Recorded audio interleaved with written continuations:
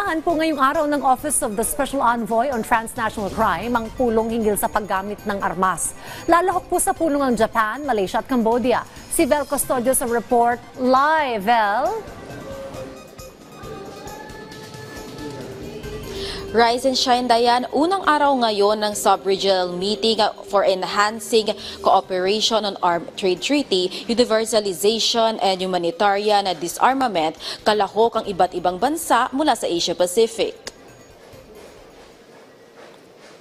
Ang Pilipinas ang host country ng 3 araw na event na gaganapin dito sa Quezon City. Pinangungunahan ng Office of the Special Envoy on Transnational Crime sa ilalim ng opisina ng Pangulo ang paghahanda ng pagpupulong. Katuwang dito ang Department of Foreign Affairs, Violence International Southeast Asia, kung saan pag-uusapan ng roadmap para sa regulasyon ng paggamit ng armas.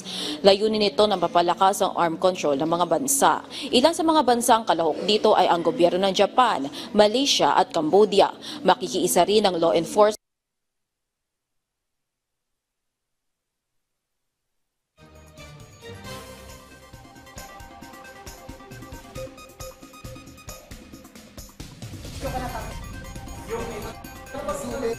Dayan.